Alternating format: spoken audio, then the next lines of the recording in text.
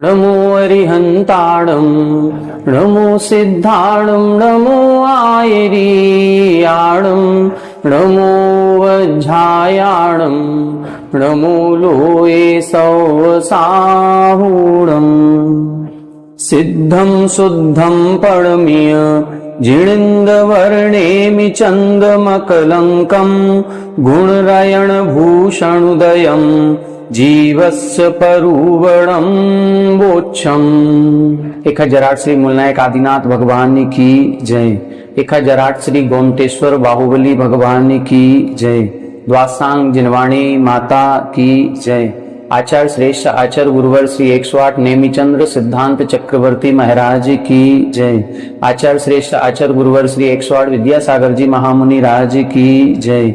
तीर्थ चक्रवर्ती जगत पूज्य निर्यापक श्रमण मुनि पुंगव श्री 108 सुधा सागर जी महाराज की जय।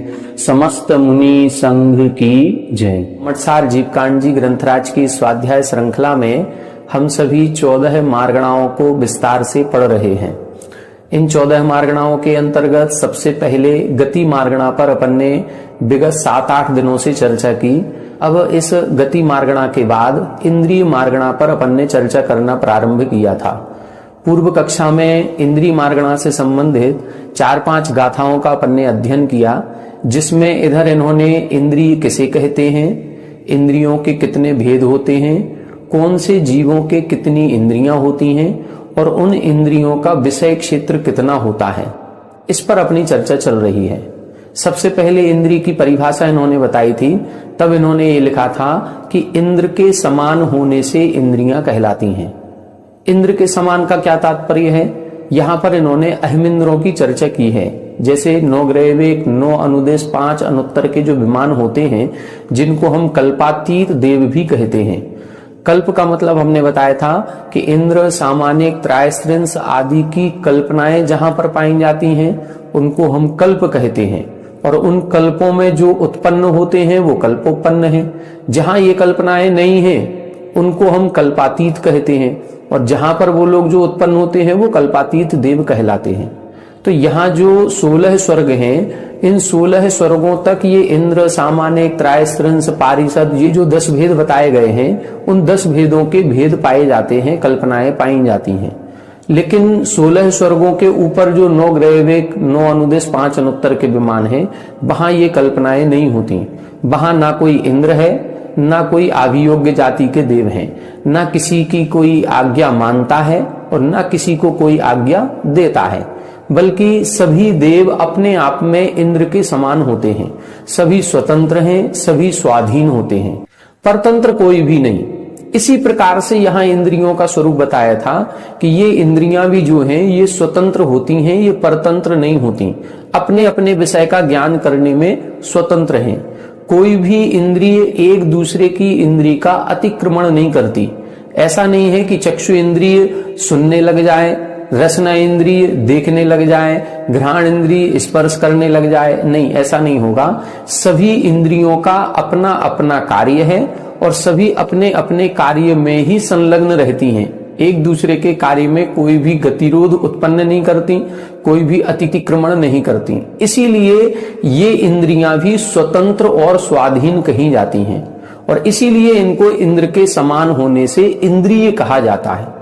ये इंद्रियां कितनी होती हैं? तो ये इंद्रियां 5 होती हैं, क्योंकि मूलतः 5 प्रकार के विषयों का ज्ञान इनसे होता है, जिनमें सबसे पहली इंद्री स्पर्शन इंद्री, फिर रसना इंद्री, फिर घ्राण इंद्री, फिर चक्षु इंद्री और फिर कर्ण या श्रोत्र इंद्री कहलाती है। ये जो 5 प्रकार की इंद्रियां हैं ये 2-2 प्रकार की होती हैं, जिसमें द्रव्येंद्री और भावेंद्री ये 2 भेद किए जाते हैं। द्रव्येंद्री के पुनः 2 भेद करते हैं, जिनको हम निर्वृत्ति और उपकरण कहते हैं। भावेंद्री के दो भेद किए जाते हैं, उनको हम लब्धि और उपयोग कहते हैं। इसके बाद इधर इन्होंने बताया था कि जिनके मात्र एक स्पर्शन इंद्री होती है वो एक इंद्री जीव कहलाते हैं, जिनके स्पर्शन और रसना दो इंद्रियां होती हैं वो दो इंद्री जीव हैं, जिनके स्पर्शन रसना घ्राण ये तीन होती हैं उनके तीन इंद्री जीव कहते हैं। इसी प्रकार से एक एक इंद्री बढ़ती जाती है और जिनके पांचों इंद्रियां होती हैं उसको हम पंचेंद्रिय जीव कहते हैं। स्पर्शन इंद्री से स्पर्श संबंधी ज्ञान प्राप्त होता है, रसना इंद्री रस को चखने का काम करती है, घ्राण इंद्री से गंध को सूंघा जाता है, चक्षु इंद्री से वर्ण आदि को देखा जाता है और कर्ण इंद्री से शब्द आदि को सुना जाता है। ये इनका विषय कहलाता है। फिर इनका विषय कितना दूर तक का हो सकता है इस पर अपन ने चर्चा की थी। तब एक गाथा इधर इन्होंने लिखी थी, कल की कक्षा में हमने इस गाथा का अर्थ समझा था, लेकिन इस गाथा से संबंधित एक चार्ट बनाने की हमने बात कही थी कि कल की कक्षा में हम इसका एक चार्ट बना करके इसको समझेंगे।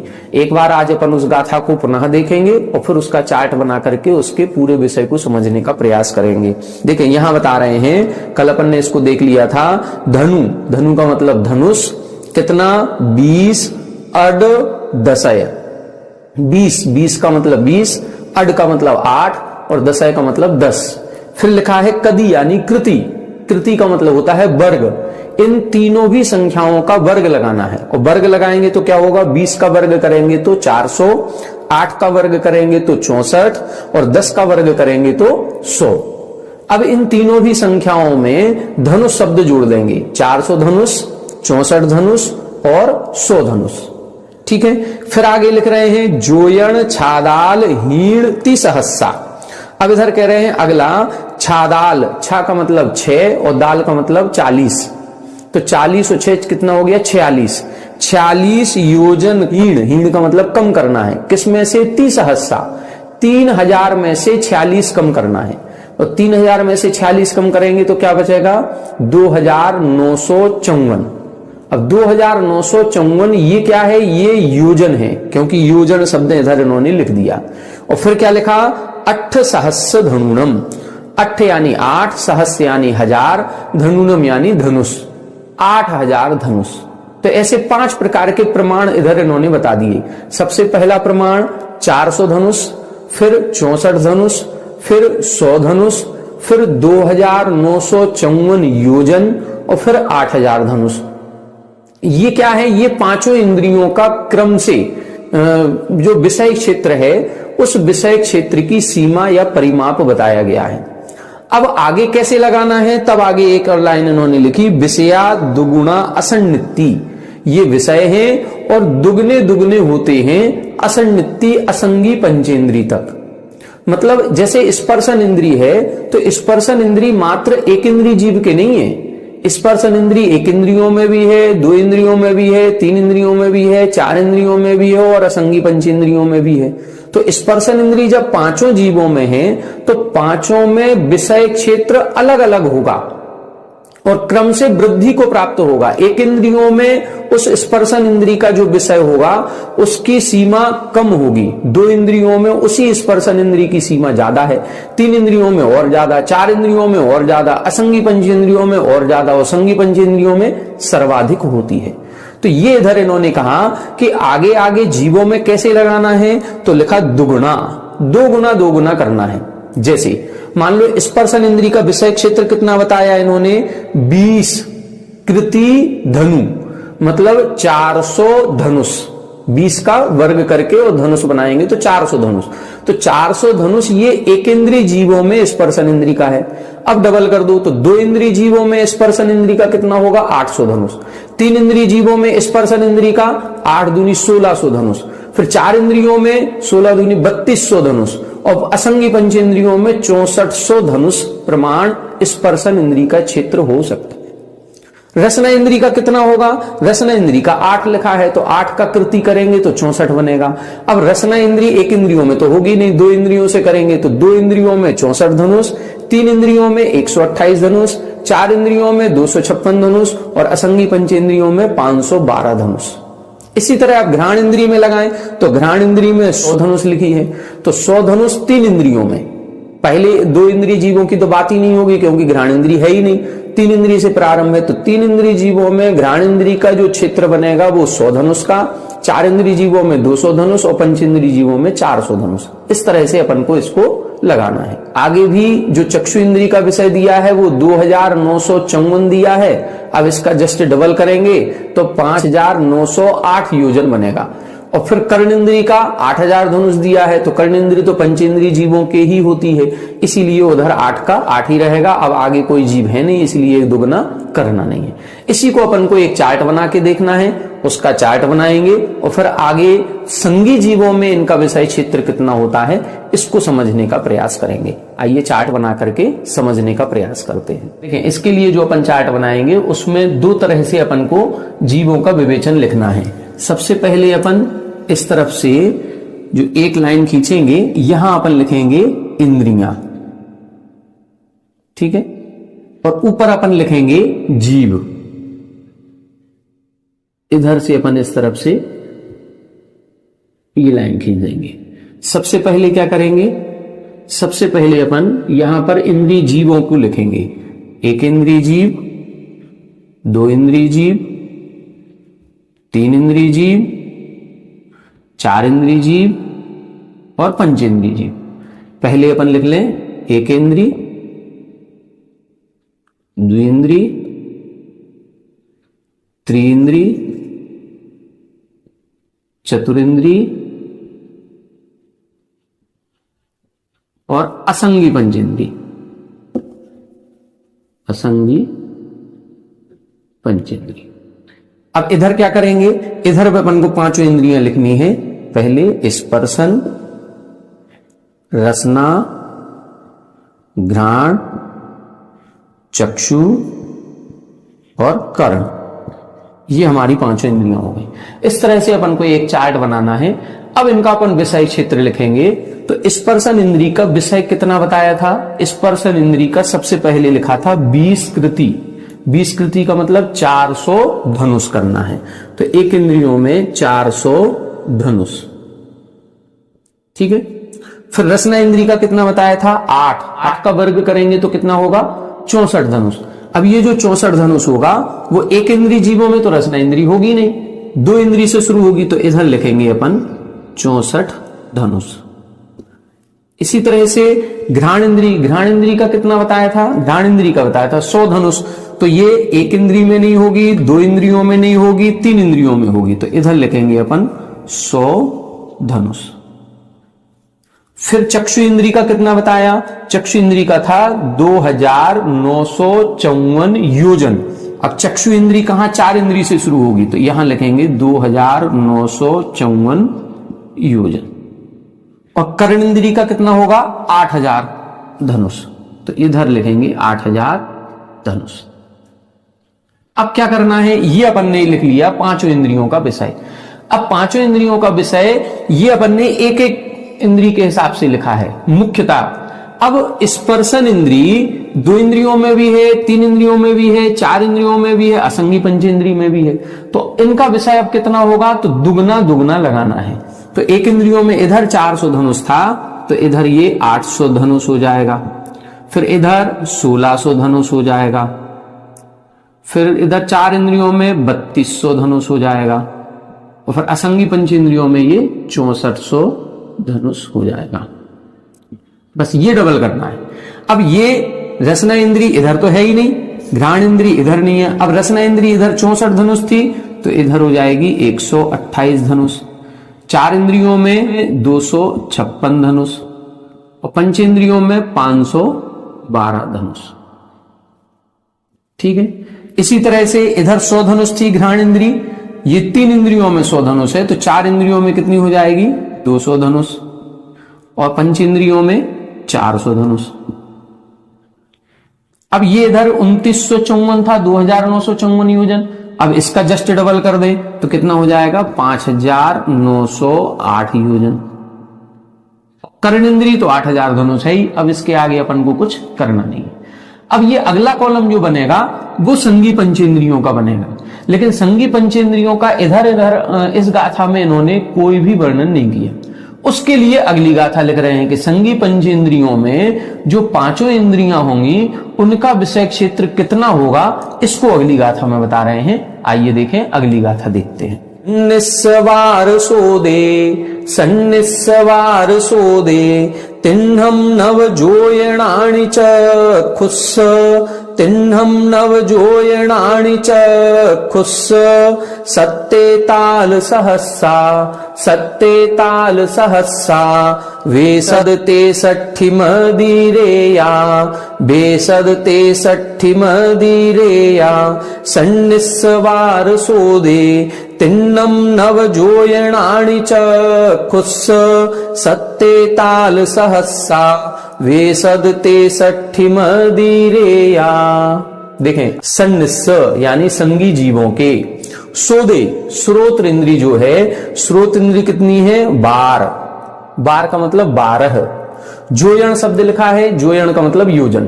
तो श्रोत इंद्री जो पांचवी इंद्री है उसका जो विषय क्षेत्र है वो 12 योजन का होगा। अभी असंगी पंचेंद्री तक कहां पहुंच गए थे अपन, 8000 धनुष तक पहुंच गए थे। 8000 धनुष का मतलब क्या हो गया, 1 योजन। 1 योजन में 4 कोष होते हैं और 1 कोष में 2000 धनुष होते हैं, और उधर लिखा था 8000 धनुष। तो 8000 धनुष का मतलब 4 कोष हो गए, और 4 कोष का मतलब 1 योजन। तो अपन ये भी कह सकते हैं कि असंगी पंचेंद्रियों में जो श्रोत इंद्री का विषय है वो कितना है, 1 योजन। मान लो आपसे विकल्प में पूछ लिया कि श्रोत इंद्री का विषय क्षेत्र असंगी पंचेंद्रियों में कितना होता है। अब एक विकल्प में दिया है 8000 धनुष, दूसरा विकल्प दिया 4 कोष, तीसरा विकल्प दिया 1 योजन, और चौथा दिया उपर्युक्त सभी। अपन लोग क्या करेंगे, गाथा में तो अपन ने 8000 धनुष पढ़ा है, तो सबसे पहले 8000 धनुष पर टिक कर देंगे, हमारा तो पेपर बिल्कुल सही गया। नहीं, 8000 धनुष भी सही है, 4 कोष भी सही है, और 1 योजन भी सही है। इसीलिए सही उत्तर क्या होगा, उपर्युक्त सभी वाला। तो अपन को ये सारी चीजें भी ध्यान रखनी है कि प्रमाण किसका कितना होता है, कितना मिलकर के और क्या बन जाता है। तो 8000 धनुष मिलकर के 4 कोष बन जाएंगे, और 4 कोष बन करके 1 योजन हो जाएगा। तो 1 योजन था कर्णेंद्री का विषय असंगी पंचेंद्रियों में, लेकिन संगी पंचेंद्रियों में कितना हो गया, 12 योजन। कितना, 12 गुना बढ़ गया। आगे देखें, चक्षुष, जो लास्ट में चक्षुष लिखा, तो चक्षु इंद्री का जो विषय है वो नीचे की लाइन में बता रहे हैं। तो श्रोत इंद्री हो गई 12 योजन, चक्षु इंद्री का नीचे की लाइन में है। फिर बीच में लिखा तिन्हम नव, तिन्हम यानी बची हुई 3 इंद्रियां, चक्षु इंद्री को छोड़ दो और कर्ण इंद्री को छोड़ दो, बाकी बची हुई जो 3 इंद्रियां हैं, स्पर्शन इंद्री, रसना इंद्री और घ्राण इंद्री, इन तीनों का विषय कितना है, 9 योजन का होता है। संगी पंचेंद्रिय अपन सभी हैं, तो संगी पंचेंद्रियों का अपना स्पर्शन इंद्री भी 9 योजन की, रसना इंद्री भी 9 योजन की, और घ्राण इंद्री भी 9 योजन। चक्षु इंद्री कितनी होगी, चक्षु इंद्री बता रहे हैं सत्ते ताल सहस्सा। सत्ते, सत्य का मतलब होता है 7, और ताल, ताल का मतलब होता है हमने बताया 40। अब 40 में ये 7 जोड़ेंगे तो कितना हो गया, 47।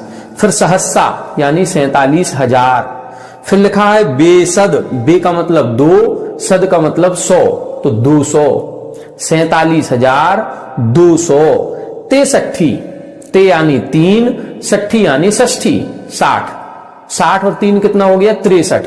तो कितना हो गया, 263। बेसद तेसठी, तो बेसद यानी 200, तेसठी यानी 63, तो 263, और सत्ते ताल सहस्सा यानी 47,000। फिर क्या लिखा, अधिरेया, अतिरेक, अतिरेक का मतलब इससे भी कुछ अधिक है, केवल 47,263 योजन नहीं है, इससे भी कुछ अधिक। तो 47,263 योजन से कुछ अधिक ये चक्षु इंद्री का विषय होता है। कितना बड़ा हो गया, 47,263 योजन। इतने दूर का भी हम अपनी आंखों से देख सकते हैं। कौन देखता है, कैसे देखता है, इसके लिए अगली गाथा में बता रहे हैं कि ये 47,263 योजन कैसे घटित होता है और किस जीव के घटित होता है, किस समय घटित होता है, ये अगली गाथा में बता रहे हैं। अब अगली गाथा को पढ़ने के पहले ये जो अपन ने अभी चार्ट बनाया है, असंगी पंचेंद्री तक बनाया, इसी में अब एक कॉलम और बढ़ा लें संगी पंचेंद्री का। और संगी पंचेंद्री का बढ़ाएंगे तो क्या लिख लेंगे, अब उसमें अपन लोग लिख लेंगे इसका विषय। इधर क्या करेंगे, एक कॉलम और इधर बढ़ाएंगे, इसमें अपन इधर लिखेंगे संगी पंचेंद्री। अब संगी पंचेंद्री में क्या है, स्पर्शन इंद्री 9 योजन, रसना इंद्री 9 योजन, घ्राण इंद्री 9 योजन, चक्षु इंद्री 47,263 योजन, कुछ अधिक, और कर्ण इंद्री 12 योजन। इस प्रकार से ये इधर ये संगी पंचेंद्रियों का बन जाए। ये अपन को बना लेना है, ऐसा ये चार्ट आप बना लें और इसको याद कर लें, क्योंकि ये सारी चीजें आपके विकल्प में परीक्षा में पूछी जा सकती हैं। अब अपन को देखना है इसके बाद कि ये जो चक्षु इंद्री का 47,263 है ये कैसे बनता है, इसको समझने का प्रयास करना है। आइए देखें अगली गाथा। 360 विरहिद 360 विरहिद लखम 10 मूल ताड़ी दे मूलम, लखम 10 मूल ताड़ी दे मूलम, नवगुणि दे 60 हदे, नवगुणि दे 60 हदे, चक्षुफासस्य अद्धाणम, चक्षुफासस्य अद्धाणम, 360 विरहिद लखम 10 मूल ताड़ी दे मूलम, नवगुणि दे 60 हदे, चक्षुफासस्य अद्धाणम।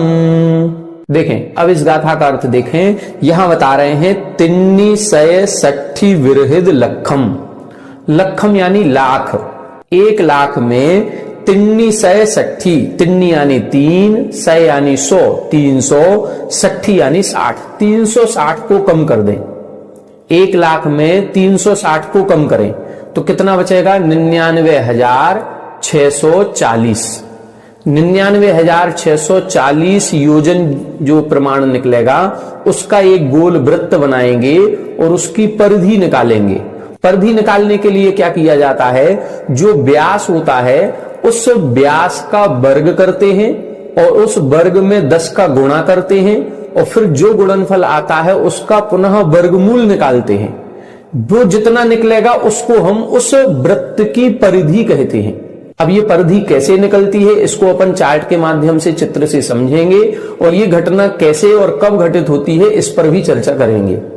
देखें आप सभी ने एक चीज सुनी होगी, मकर संक्रांति के दिन के लिए एक बात कही जाती है कि मकर संक्रांति जब होती है तो सूर्य में एक जो अरिहंत भगवान का बिंब होता है, उस अरिहंत भगवान के बिंब को भरत चक्रवर्ती दर्शन करता है, ऐसा कहा जाता है। लेकिन वास्तविकता जो ये है कि भरत चक्रवर्ती सूर्य में स्थित बिंब का दर्शन तो करता है, लेकिन वो मकर संक्रांति के दिन नहीं करता है, वो करता है कर्क संक्रांति के दिन। और जब कर्क संक्रांति होती है तब सूर्य बिल्कुल अपनी अंतिम वीथी में होता है, जो जम्बूद्वीप के अंदर वाली वीथी में होता है। और वहां जब सूर्य स्थित होता है अंतिम वीथी में, तो जो भरत चक्रवर्ती है वो अयोध्या में अपने महल की छत पर बैठ करके वहां से उस सूर्य बिंब का दर्शन करता है। वो उस समय जो दूरी होती है वो होती है 47,263 योजन की। उस समय ये उत्कृष्ट प्रमाण बनता है। तो इस गाथा में उसी उत्कृष्ट प्रमाण को कैसे बनता है ये स्पष्ट किया गया है। आइए इसको अपन चित्र से समझेंगे, फिर आपको सारा विषय क्लियर हो जाएगा। देखें इसके पहले अपन को सूर्य के 4 क्षेत्र को समझना होगा। 4 क्षेत्र क्या कहलाता है, जहां सूर्य गमन करता है। देखें ये अपना मान लो जम्बूद्वीप है, ठीक है, इसको बहुत छोटे में बना रहे हैं। ये अपना जम्बूद्वीप है और यहाँ अपना ये बीचों बीच मेरू पर्वत है, ठीक है। यहाँ ये अपना यहाँ से ये इतना भरत क्षेत्र, यहाँ ये अपना ऐरावत क्षेत्र और यहाँ पर ये होता है अपना विदेह क्षेत्र बीच में, ठीक है। ये विदेह क्षेत्र, ये निषद पर्वत और ये अपना नील पर्वत, ठीक है। अपना ये भरत क्षेत्र है। इस भरत क्षेत्र में यहां से एक नदी निकलती है, एक यहां से नदी निकलती है, ये गंगा, ये सिंधु, बीच में ये विजयार्ध पर्वत और ये अपना आर्यखंड। इस आर्यखंड में इधर बीचों बीच ये अयोध्या नगरी है। इस अयोध्या नगरी में अपना जो भरत चक्रवर्ती है वो बैठा हुआ है अपने महल पर। सूर्य जो निकलता है, सूर्य इस निषद पर्वत से निकलता है। यहां से जब निकलता है यहां आ जाता है तो यहां उजाला दिखने लगता है। ये सूर्योदय यहां से होता है, और जैसे यहां से ये परिभ्रमण करते करते यहां से इधर गया निषद पर्वत पर, तो यहां से ये अस्त हो जाता है। एक सूर्य का जो चार क्षेत्र होता है वो यहां से इस तरह से होता है, ऐसा गोल, ऐसे इसकी ये गलियां बनी हुई हैं। ये जो गलियां इसकी इस तरह से गोल गोल बनी हुई हैं, ये 510 योजन में फैली हुई हैं, और 510 योजन में 180 योजन इस जम्बूद्वीप के अंदर है। कितना? 180 योजन, और 330 योजन यहां पर है लवण समुद्र में। इसकी गलियां कितनी है? 184 गलियां होती हैं। सूर्य की गलियां कितनी? 184।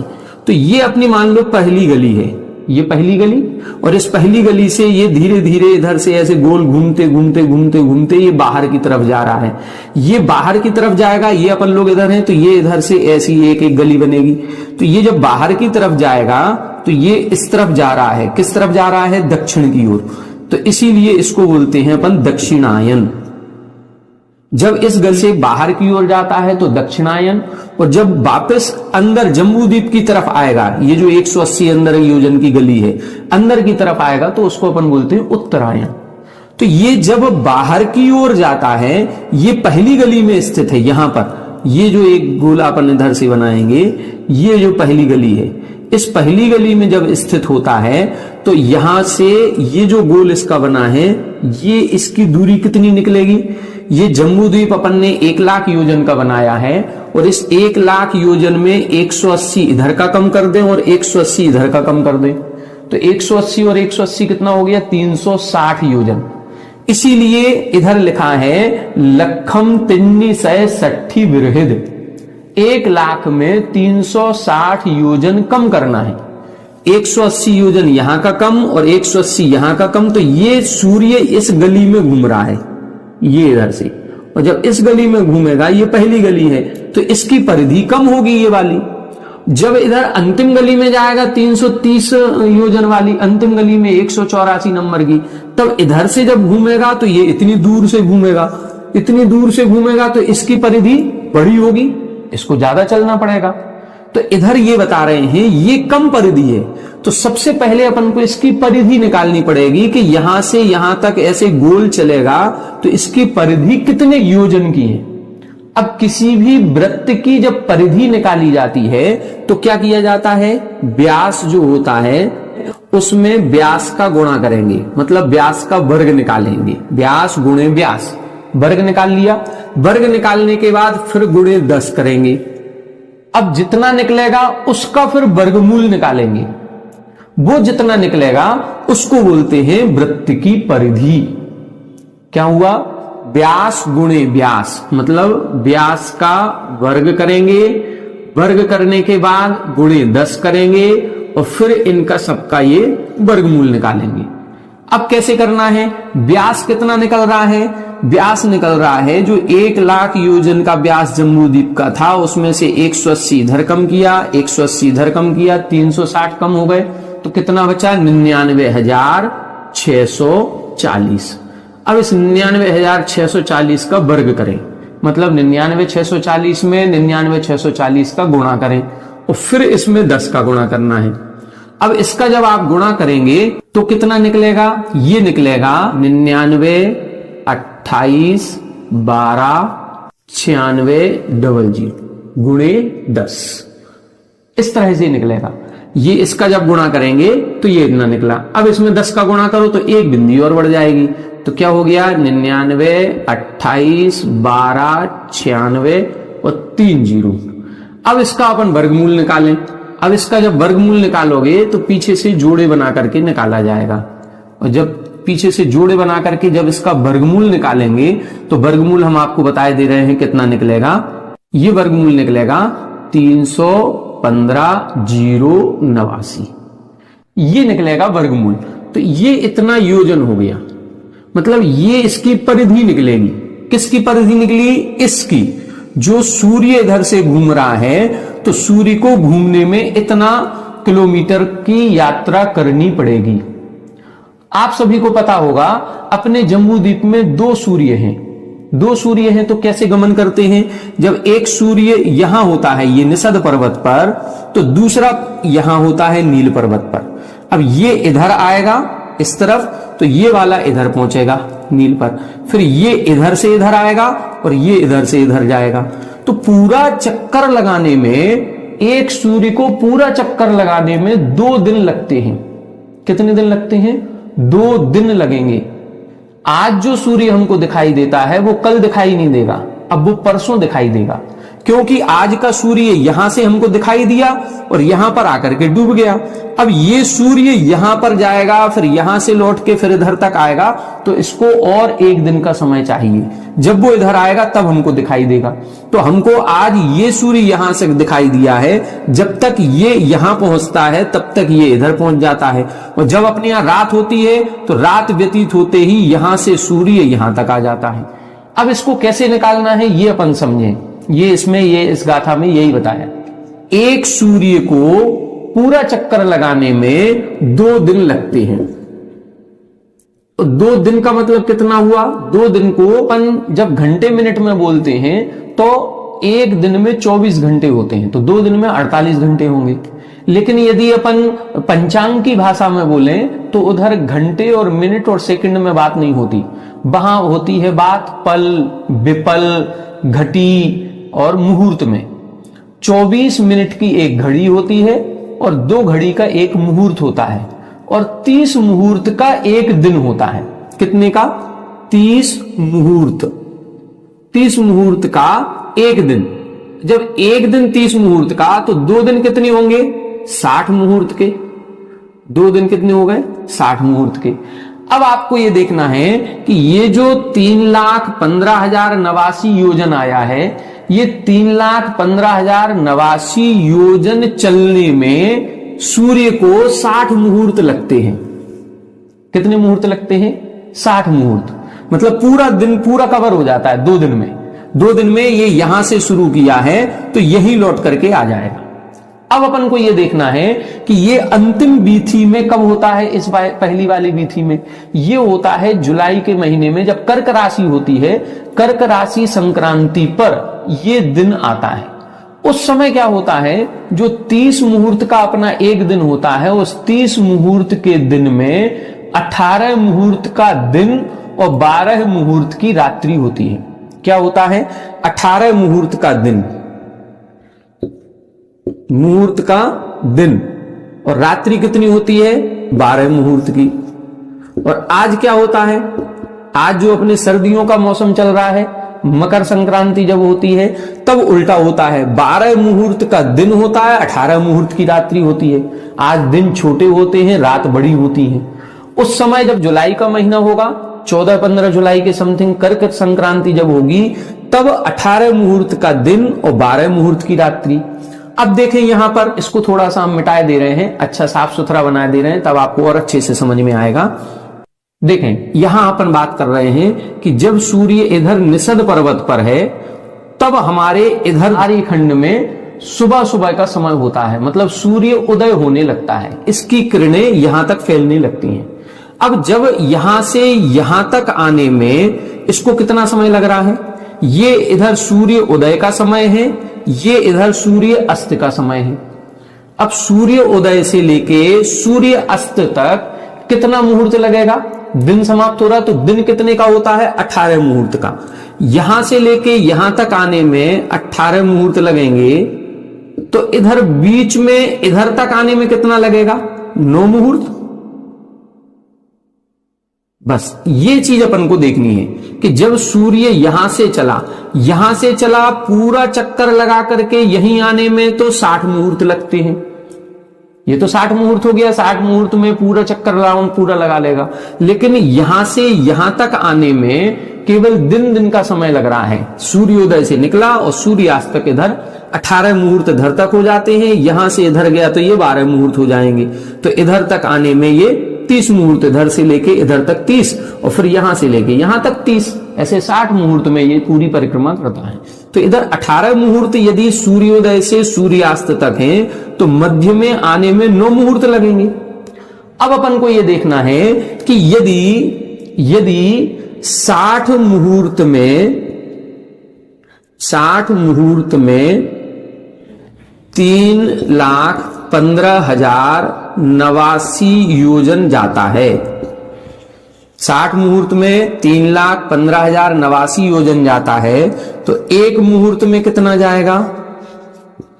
एक मुहूर्त में कितना जाएगा? तो क्या करेंगे? 3,15,089 में 60 का भाग लगा देंगे। ठीक है, अब 60 का भाग लगाएंगे तो एक मुहूर्त निकल आया। अब अपन को कितना निकालना है? 9 मुहूर्त लग रहे हैं, तो 9 मुहूर्त में कितना जाएगा? तब क्या करेंगे? जो एक मुहूर्त का समय निकला है उसमें 9 का गुणा कर दो। तो अपन क्या करेंगे? इसी में अब इधर 9 का गुणा कर देंगे।